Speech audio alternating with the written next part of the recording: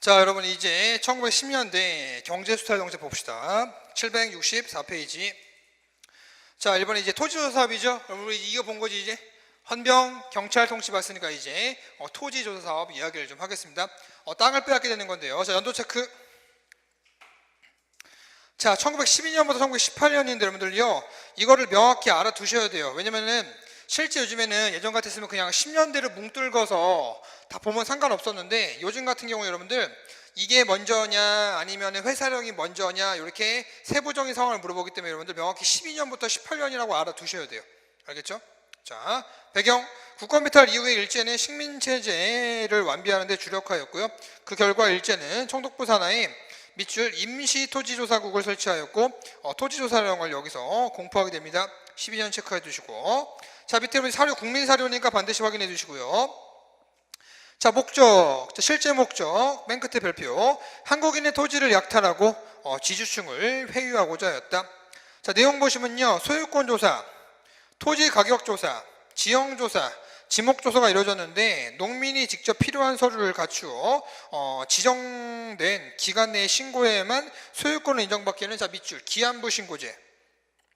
그럼 이 말은 뭐예요? 기간 안에 신고하지 않으면 그 땅이 일본에 의해서 빼앗긴다는 것을 의미하게 되겠죠. 그렇죠? 한개, 토지조사 사업의 실시가 농민에게 널리 알려지지 않았고, 자, 위에 쓰세요.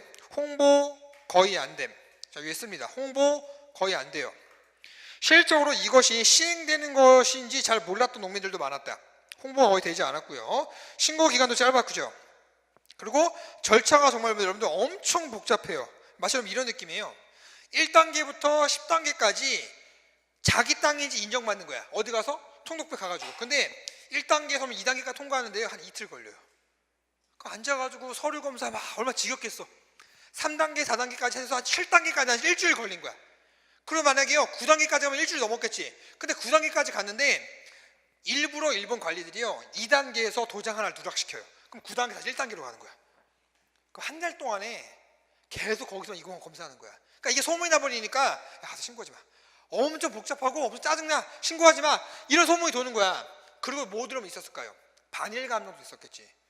일본 개새끼들이 가면 내 땅을 뺏어? 그럼 어떡하라고? 이런 마음도 있었겠지. 그러니까 그런 것까지 포함해가지고 이때 많은 땅들을 일본한테 빼앗기게 됩니다. 자, 밑줄. 오로지 소유권만 인정돼요. 자, 도지권, 입회권 동그라미. 도지권 동그라미, 입회권 동그라미. 자, 플러스 하나 더. 영구 임대 소작권. 이게 제일 잘 나와. 이것도 포함해서 모든 농민들의 권리가 싹 다 인정되지 않게 된다. 오로지 인정되는 것은 딱 하나. 뭐만? 이거만. 지주권만 인정되고요. 나머지 제가 밑에 표시했던 건요, 싹 다 인정되지 않습니다. 도지권 인정 안 되고요. 여러분들 입회권 인정 안 되고요. 영구임대 소작권 인정 안 되고요. 플러스 경작권 다 인정 안 돼요. 다 싹 다 인정되지 않습니다. 여기서 반드시 여러분 체크해 둘 것이 영구임대 소작권이에요. 자, 이게 무슨 말이냐? 자, 그럼 A라고 하는 지주가 있어요. 그 다음에 B라고 하는 지주가 있다. 근데 여기 밑에 A-라고 하는 소작농이 있고, B라고 하는 지주 밑에 B-라고 하는 소작농이 있어요. 아니, 여기 없어. 여기 없어. 없는데 A라고 하는 지주가 B라고 하는 지주한테 땅을 팔았다? 그럼 여러분들 머릿속에 상식적으로 A-라고 소작농을 잘려내는 거 아니야? 아니요. 얘는 그대로 옮겨갑니다. 그것을 영원히 임대 넘어간다. 뭐가? 소작권이 라고 얘기하는 거야. 그래서 되게 조선 후기가 여러분들 우리가 뭔가 소작농이 뭔가 각박하고 뭔가 안 좋아졌을 걸 보이지만 굉장히 합리적인 거예요. 소작농이 뭘 보장하는 겁니까? 생존권을 보장하는 거야. 근데 이런 거 다 인정되지 않는 거예요. 오로지 인정되는 거 뭐 하나? 지주권만 하나. 오케이? 요거 하나 꼭 체크해 주세요. 지주권만 인정된다. 결과 보세요. 밑줄. 기한 내 미신고 토지는 물론이고 신고하였다 하더라도 문중이나 마을의 소유지처럼 소유지가 불명확한 토지, 공공기관이 소유한 토지, 산림, 초원, 황무지 등의 모든 것이 총독부에 의해서 몰수된 것이 되는 것이죠. 그렇죠? 네, 그거 하나 알아두시고, 자, 다음 페이지 영향. 자, 기억 매출, 식민지주제의 정착. 전 농토의 40%가 조선 총독부 것이 됩니다.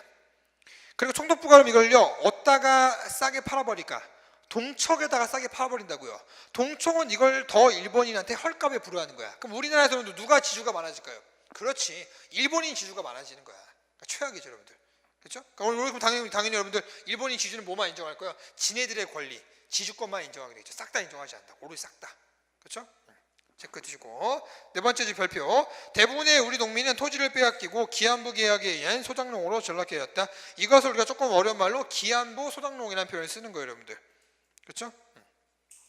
자, 니은 밑줄 농촌경제 파탄. 자, 디귿 밑줄 식민지 수탈의 증대. 자, 2번 여러분 보세요. 2번에 임야학탈. 임야가 뭐야? 임야? 들판. 임야, 들판. 자, 밑줄 산림령을 공표하여 산림을 가져갔고요. 임야 조사랑을 체크할 여러분들 임야를 가져갔고요. 그렇죠? 연도 체크해 주시고. 자, 여러분 그래서 이때는 여러분 칠판 보시면 자, 무슨 령이 되게 많다. 근데 하나 함정이 있다. 이 령 중에서 유일하게 20년대 들어가는 령이 딱 하나 있어요. 얘만 외우면 되는 거야. 그 령이 이른바 신은행령이에요. 아, 신형행이래. 신은행령인데. 자, 신은행령만 여러분들 1927년이라고 해서 얘만 문화통치기고요. 나머지는 다 언제가 되겠습니까? 10년대가 됩니다. 물어보자. 자, 은행령은 언제일까? 아, 내가 얘기했잖아. 얘만 20년대니까. 은행령은 언제일까? 10년대. 오케이? 자, 하나 기억해 두시고. 자, 회사령 별표. 자, 회사령. 자, 칠판. 예전 같았으면 여러분 그냥 이거를 1910년대 헌병 경찰 통치 시기로 문제 풀면 다 풀렸는데, 자, 얼마 전에 여러분들 우리 구급에서 뭐가 나왔어요? 우리가 지금 준비하는 중요는 아니지만 회사령이 먼저냐 토지조사업이 먼저냐 나와보니까 수업도 멘붕 같던 거야. 왜? 다 그냥 이것을 1910년대로 뭉뚱겨서 외워져 버리니까 멘붕이 왔던 거야.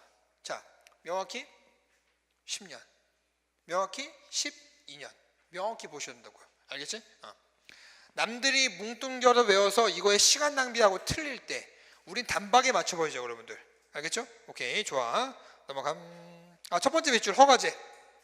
밑에 허가제죠? 허가제했던 회사령이 여러분들 20년대 어떻게 됩니까? 자, 폐지가 되면서 신고제로 바뀌게 되는 거 아닙니까? 그렇죠? 자, 다음 페이지 사료벽이. 여러분 이거 국민사료야. 국민사료. 요거 하나 체크해 두시고. 자, 어업령 연도 체크. 물고기 뺏어갔다. 은행령 여러분들 연도 체크. 은행 설립을 저지하였다. 지세령 여러분 이거 뭡니까? 지세령. 땅과 관련된 세금에 많은 걸 세금을 납부를 과다로 시켰다. 광업령 광산을 진행하 처먹으려고 했었다. 그렇죠? 자, 6번 발표. 사람팔랑회. 자, 밑줄 일제는 보다 효과적인 식민지 수탈을 위해서 생산력을 높이는 방향으로 산업박람회를 개최하였다. 그 다음 밑줄 조선물산 공진회, 조선부품 공진회, 조선박람회 등의 이름으로 1920년대 후반까지 박람회는 꾸준히 개최되어 박람회는 이른바 일본에서 생산된 물건들과 새로운 상품들이 대거 등장했다면 이거 왜 했을까? 그럼 이 새끼들이 진짜 머리가 정말 잔머리가 대박인 게, 여러분 이거 어디서 여는 줄 아세요? 이런 걸 꼭 궁궐에서 열어. 경복궁 이런 데서. 이게 뭔지 아세요? 일본 입장에서는 식민지를 우리를 하고 있는 거잖아. 근데 어차피 일본이 우리보다 근대화를 먼저 했으니까 문화 발달 같은 게 많이 돼 있을 거 아니야. 그리고 문물 같은 게 근대 문물이, 그러니까 그런 것들을 막 가져오니까 여러분들 쉽게 말해서 여러분들이 그 연필 쓰는 거야. 연필 이거 갈아가지고 연필 쓰다가, 야 내가 총독부야, 야 조선놈들 다 와, 박람회 여는데 야, 봐봐 이게 샤프야. 이게 하이테 뭐 그런 거야. 보여주니까 우리 사람들 눈이 휘둘러진 거야. 더군다나 그거를 우리나라 왕들이 살았던 궁궐에서 열어버리니까 누구나 쉽게 궁궐에 들어가다 보니까 조선왕실의 권위를 완전히 무너뜨려버리겠지. 그런 잔대가 굴린다고. 사람의 인식을 그렇게 바꿔버린다고 일본 새끼들이. 어디서 열었다고요? 궁궐에서. 그렇죠? 꼭 기억해 주세요. 이거 언제 나오면 1910년대부터 어디까지였다고? 29년까지였다고. 그러면 이거 하나 체크해 주시고. 당시 우리나라 사람들은 어쨌거나 일본보다 근대화가 늦게 되는 상황 속에서 가서 그걸 보니까 신기한 거야. 그러니까 이제 점차 여러분들 식민지의 그런 분위기 속에서 야, 일본이 우리보다 이렇게 발달되어 있구나, 이런 인식을 자연스럽게 우리나라 사람한테 심어주게 되니까 이게 무서운 거야, 흔히 말해서. 그렇죠? 네. 자, 실력 올리기 체크해 주시고요. 자, 수리조합령 여러분들, 그렇죠? 연도 하나 체크해 주시고. 다음 페이지. 자, 4번에 산업지수의 국유화. 자, 2번 발표. 전매제도의 실시. 우리가 지금 배우고 있는 전매제도가 지금 언제 배우고 있는 거야? 이때지?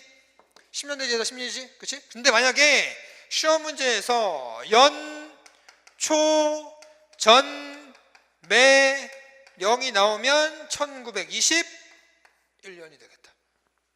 자, 방금 제가 엉팡이 4월 9까지잖아요. 그렇죠? 여러분들 아직도 내 수업 들으면서 그런 생각 하진 않겠지? 아, 나 경찰직인데 국가직은 뭐가 이렇게 생각하진 않겠지 얘들아? 나온다 분명 얘들아. 이거 여러분들 수험생들 공부하는 애들 중에서 전매제도 10년대 모르는 애들 없어요 여러분들. 응? 그들도 여러분 똑같이 그들 행정애들도 여러분들처럼 똑같이 뭐 준비하는 애들이야. 한국에서 준비하는 애들이 아니야. 이거 나왔을 때 10년대 때 다 아정나 버린 거야. 이거 20년대예요. 알겠어요? 연초전매령. 체크해 두시고 넘어감. 자, 다음 페이지. 철도와 도로망의 확충. 자, 호남선 동그라미, 경원선 동그라미. 일반적으로 경원선은 잘 안 나오는데요. 만약에 우리 아까 배웠지? 철도에 여러분 경자가 붙으면 일반적으로 한 말이 많아요. 경원선을 제외하면. 근데 만약 철도 여러분들 경자가 안 붙고요. 호남선 같이 호자가 붙으면 언제라는 얘기야? 일제강점기라는 얘기예요. 그래서 이렇게 하나 구분해 두자. 명확히 14년을 알아두시는 게 제일 좋긴 하겠지만 여러분들 그걸 보기 전에 한말대라는 거 체크. 경원선을 제외하고 경자가 붙으면 언제지만 경인, 그다음에 경부, 경의 언제다? 한말이지만 호남선 같이 붙으면 언제가 되겠다고? 일제강점기라고요. 오케이? 철도. 사실 철도는 뻔하잖아. 철도는 뭐가 나오겠어? 무조건 순서 문제지. 무조건 연도 문제 아니겠습니까? 그렇죠? 그러니까 그림에서 호남선 체크. 호남선 하니까 떠오르는 게 하나 있네. 그렇죠? 모든 국민의 애창곡 아닙니까, 여러분들? 그렇죠? 자, 이제 문화통치. 자, 우리 3.1운동을 다음 주에 배우겠지만, 자, 이쪽에서 보시면, 자, 3.1운동으로 민족의 거적적인 운동이 일어나니까 이들이 더 이상 이렇게 갈 수 없겠다.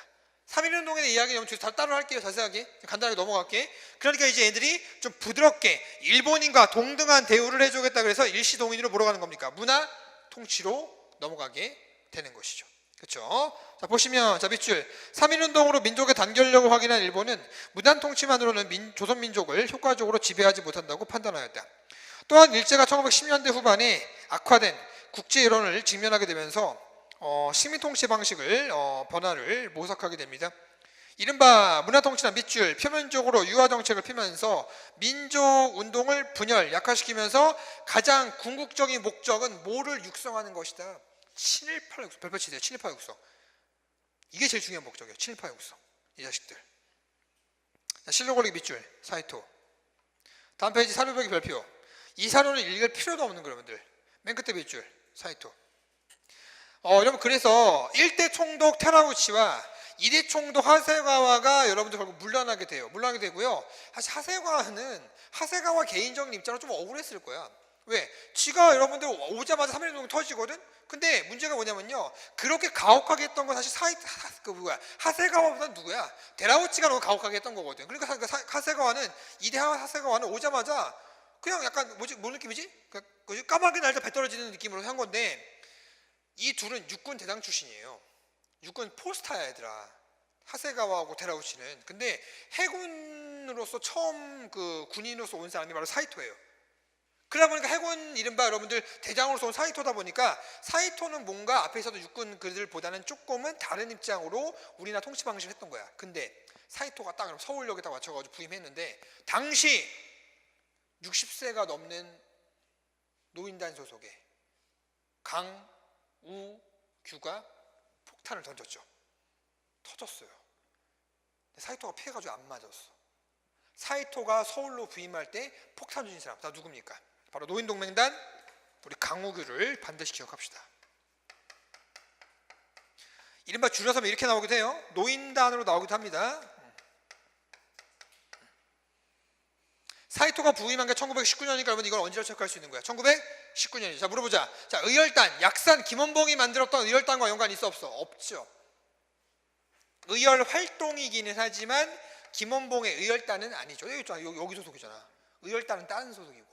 여러분들 의열 활동은 여러분들 제가 뒤에 우리 제가 재밌는 파트가 따로 있거든요. 그때 말씀을 드릴 거고요. 여러분들 어쨌거나 이거는 의열 활동은 맞지만 이 강유구 이 분이 뭐는 아니다. 의열단은 아니다. 여기 써 있잖아. 어디서 여러분들? 노인 단 또는 다른 말 노인 동맹 단. 오케이? 여러분들 뻔해. 의열단 여러분 의열 활동하면 기억하는 게 그거잖아. 김상옥 종로경찰서, 나석주 동초 이거 아닙니까? 여러분들 실적으로 반드시 기억해 주셔야 되고요. 최근에 행정직렬에서 계속 나오고 있어. 강우구. 그러니까 우리 경찰직이 나올 가능성이 굉장히 높아. 알겠죠? 누가 던졌다고? 사이토가 부임할 때 서울 던진 사람 누구? 강우규. 오케이? 이때 나이가 제가 알기로 65세인가 그래요. 그러니까 그 나이 때 정말 굴하지 않으신 거죠. 여기서 극적으로 탈출하셨다가요. 그 뒤에 붙잡혀가지고 결국 돌아가시게 됩니다. 순국하시게 돼요. 그렇죠? 자, 사이토 마코토. 그렇죠? 네. 자, 내용과 실상 발표. 자, 문화통신은 조선인의 불만을 달래기 위해 일제의 기만, 사기, 전술에 불과했으며 가혹한 식민통치를 은폐하기 위한 간악하고 교활한 통치 방식이 지나지 않았다. 자, 1번 밑줄. 문관총독도 임명될 수 있다고 했지만 문관총독이 임명된 적이 있어 없어? 마지막 총독이라고 하는 아베 총독 역시 여러분들 군인 총독이에요. 알겠습니까? 우리 좀 호구로 보나 이 새끼들. 여러분들 우리 반드시 오늘 밤 누구 응원합시다. 폴란드를 응원합시다. 알겠죠? 여러분들 반드시 폴란드가 이 쪽발 새끼를 떨어뜨리게. 그렇죠? 자, 이번에 보통경찰제 시행. 자, 종래의 헌병경찰제를 보통경찰제로 바꿨는데 웃긴 게 뭔지 아세요? 헌병이 뭐야? 헌병. 법헌자에 병사병자니까 우리 영어로 뭐야? 밀리터리 폴리스잖아. MP라고 써 있는 거 아니야? 밀리터리 폴리스 MP 그거잖아. 그치? 만화 말고 만화. MP. 재미없구나. 하지 말아야겠다. 자, 근데 여러분 어쨌거나 그 밀리터리 폴리스잖아. 근데 여러분 얘네들이 뭐냐면요. 군복을 벗겨요. 그러니까 예비역으로 편입시켜가지고 보통경찰을 만든 거야. 그리고 병력을요 3배 이상 늘려요. 헌병경찰대 6,000명, 보통경찰대 22,000명, 3배. 그러니까 진짜 나쁜 새끼인 거지. 그렇죠? 자, 밑줄. 단순히 헌병경찰을 제복만 바꾸어 입히는 것에 불과했으며 올해 경찰 수는 몇 배 이상 증가? 3배 이상 증가였다. 고등경찰제를 시행하면서 우리 민족의 밑줄. 고등경찰제를 시행하면서 우리 민족에 대한 감시와 탄압은 더욱더 강화되었다. 자, 3번의 별표. 언론, 출판, 집회 자유수를 자유보장, 가로 쓰세요. 부분보장이라고. 자유보장이라고 나오기도 하고요. 가로 열고 부분보장이라고 돼요. 완전 보장은 아니겠지 얘들아? 근데 문제는 뭐야? 검열, 탄압은 더욱더 심하겠죠. 봐봐. 그러면 여러분들 자, 이때는 언론, 출판, 집회, 결사의 자유를 싹 다 인정하지 않다 보니까 우리 형태가 뭐로 가지만 비밀결사로 가지만 이때는 언론, 출판, 집회, 결사의 자유를 부분적으로 하다 보니까 우리가 여러분들 비밀결사로 갈 필요가 없겠죠. 그러니까 이때 만들어진 단체는 합법적인 단체가 많아요. 대표적인 단체가 1927년에 만들어진 바로 이른바 신간회가 되는 것이죠. 그렇죠? 그래서 10년대의 우리 단체의 형태와 20년대의 우리 단체의 형태가 다르다는 것이죠. 10년대는 우리가 비밀결사, 20년대 우리가 합법적인 단체. 그렇죠? 오케이. 체크해 두시고.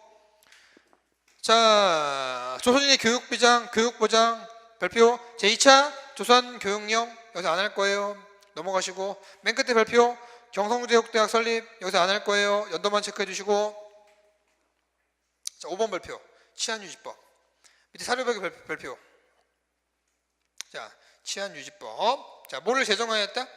치안유지법. 자, 칠판 보세요. 이거 은근히는 많이 털리더라고 얘들아. 치안유지법 나오면. 이게 뭐야 이게? 연도가 언제야? 1925년 아닙니까? 자, 두 가지예요. 하나는 국채 부정자. 하나 써주세요 여러분들. 사료를 그냥 해석하는 방법이 얘들아. 국채 부정자를 탄압한다. 두 번째 여러분, 사유재산 부정자를 탄압한다. 이것만 알고 있으면 여러분들 만약에 치안유지법과 관련된 사료가 나오면요 그냥 맞추는 거야. 자, 뭐냐면요, 국채 부정자 탄압은 여러분 뭐냐면요, 여러분 국채가 뭐야? 국채? 만약 국채가 채자가 I면은 나라의 빚 이렇게 생각할 수 있잖아. 채자가 빚 채자니까. 근데 채자가 O이네? 이 채자는 이거예요. 몸 채자야. 마디 체육할 때 채자예요. 그러면 국채라는 건 나라의 몸이네? 그 다른 말 한번 볼까? 국가의 시스템이라는 얘기지. 그러면은 일제강점기 때 조선의 시스템, 아니 그 일제강점기 때 여러분들 이때 시스템은 뭐예요? 조선총독부잖아. 조선총독부를 부정하는 애들을 탄압하겠다. 이 말은 여러분들 자 뭐 하는 애들? 그래 민족운동, 독립운동 이거 하는 애들 여러분들 어떻게 하겠다? 탄압하겠다는 얘기가 되는 거지. 그치? 어려운 거 아니지. 그치? 자, 그 다음에 사유재산 부정자를 탄압하겠다는 건 무슨 말이냐면요. 사유재산이 자 공동생산, 공동분배 사회주의, 공산주의의 중요한 그런 개념 중에 하나죠. 그러니까 사유재산 부정한다는 건 뭐냐면요. 사회주의 하는 애들 탄압하겠다 이거야. 사회주의 운동하는 애들 탄압하겠다는 내용이 되는 거야. 이게 바로 치안유지법이에요. 반드시 체크해 두시고요. 이걸 기억해 두시면요. 뒤에 신간에 배울 때 많이 도움이 될 겁니다. 여러분들. 알겠죠? 이렇게 두 가지. 그 내용의 밑에 여러분 사료에 나와 있습니다. 그렇게 하나 체크해 두시고 다음 페이지 여러분들 우리 오늘 여러분들 1920년대 여기까지만 합시다. 여러분들 3인지 시기까지만 하자. 네, 한 10분만 더 하면 돼. 자 결과 밑줄 일제의 민족 분열 정책은 어느 정도 효과를 거두어 신려 양성을 명분으로 다양한 친일 단체가 등장하였고요. 그 다음 별표 이광수 등 친일 인사들이 일제와 타협하여 자치운동을 전개하기도 하였다. 이광수가 이때부터 7.18로 완전히 변절하게 되는 것이죠. 그렇죠? 자, 4번에 1920년대 일제 경제 수탈. 자, 밑줄 연도 체크. 쌈미 증식 계획. 간단하지? 못 빼앗고, 땅 빼앗고, 못 빼앗고, 쌀 빼앗고, 못 빼앗고, 싹 다. 땅 뺏고, 쌀 뺏고, 싹 다. 땅 뺏고, 쌀 뺏고, 싹 다. 알겠어요? 이런 식으로 가는 거죠. 자, 보세요. 자, 목적 보세요. 목적. 이때 일본이요. 급격하게 1차 산업이라고 하는 농업이 일본에 세체가 돼요. 왜냐면 일본에서 공업이 막 발달하다 보니까 일본 내부에서 많은 사람들이 농촌을 떠나가지고 어디로 갑니까? 도시로 갑니다. 그 농사 지을 사람이 있어 없어? 없어지다 보니까 식량 사정이 최악으로 치닫게 돼요. 그러면 준이가 그걸 어떻게 해야 되는 건데 그 식량 사정이 부족해진 거를 우리나라에서 삼위증식 계획을 세워가지고 그 부족해진 식량을 우리나라에서 쌀을 생산해가지고 지네들로 가져가려고 했던 거야. 그게 삼위증식 계획이에요. 알겠습니까? 자, 목적 밑줄. 조선에서의 개간, 간척 사업, 수리시설 개선, 종자 개량, 화학비료의 사용 증가 등을 통해 미국 생산량을 증대시켜 일본 국내 미국 수요를 충당하려고 했었다. 사료배기 별표. 자, 결과 별표. 첫 번째 주 밑줄. 무리한 계획으로 증산 목표에는 도달하지 못했는데요. 자, 두 번째 밑줄. 일제살 수탈은 계획대로 시행되면서 한국 내 식량 사정이 극도로 악화되어 농촌 경제 어떻게 됩니까? 파탄에 이릅니다. 그 다음 밑줄. 일제는 쌀이 크게 부족해지자 우리나라에서 여러분들 지네가 뭔가 아야 미안해 쌀 부족해졌지? 다른 나라 다른 데 뭐 좀 가져올게. 그럼 쌀을 갖다 줘야 될 거 아니야. 이 새끼들 뭐 갖다 주는 줄 아세요? 자, 밑줄. 조, 콩, 수수. 아니 누구 보고 처먹어라 이거야. 쌀을 줘야지. 예? 작곡을 들어와 식량 부족을 해결하려고 해서 하였지만 대다수의 우리 농민은 만주로 새 삶의 터전을 찾아 유랑의 길을 떠나거나 화전민이 되는 사람이 많았어요. 오른쪽 페이지 보세요. 자, 그래프 별표 둘 다. 수탈량 보세요. 여러분들 생산량이 엄청 늘었어요? 아니지. 첫 번째 그래프 보시면 여러분들 생산량 많이 안 늘었지. 봐봐 여러분 이거잖아. 생산량은 약간 살짝 이런 느낌 아니야? 그럼 수탈량은 어때요? 이렇게 돼 있잖아. 그러니까 생산량에 비해서 수탈량을 더 빼앗아 갔던 거야. 오른쪽 그래프 보세요 여러분들. 우리 여러분들 1인당 쌀 소비량이 늘고 있어 줄어들고 있어? 그럼 이게 무슨 문제인 줄 아세요? 자, 대한민국 사람들 여러분들 무슨 힘으로 버틴다고 합니까? 밥심이죠. 이거 모르는 사람 없지? 우리 여러분들 한말 때 독립협회가 활동하던 시기 때 독립협회가 영문으로 막 이렇게 가다 보니까 외국에서 많은 여행객들이 우리나라 왔었단 말이에요. 한말 때 우리나라 구경하려고 해서. 근데 그때요 외국인들은 특히 여자들은 키가 크잖아. 남자들 키가 크니까 우리나라 담장이 좀 낮잖아. 초가집이. 그러니까 외국인들은 좀만 이렇게 하면 우리나라 담장 안에가 다 보이는 거야. 근데 그때 외국인들이 와서 우리나라의 풍경을 기록했던 일기장이나 이런 걸 보면요 이런 게 많아. 어떤 여자가 쓴 거야. 그 무슨 부인이었나 봐. 좋은 집안에. 이 나라 사람들은 굉장히 집이 낮다. 그렇기 때문에 나같이 키가 큰 서양인들은 집안의 내부를 다 들여볼 수가 있는데 어떤 아낙네가 아이를 이런 포대자루 이불 자루에 뒤에다 이렇게 메고 나서 이렇게 아이 이렇게 다독이면서 대청마루 같은 데 앉아가지고 밥을 먹고 있는데 안에 있는 반찬을 보니까 뭐 기다란 뭐 이렇게 뭐 깍국 무 같은 게 하나 있다. 이게 총각김치 같아. 그거 하나 있고 밥을이라고 주식이라고 밥을 퍼서 먹는데 이런 밥그릇이 있는데 이거 좀 오바다 얘들아.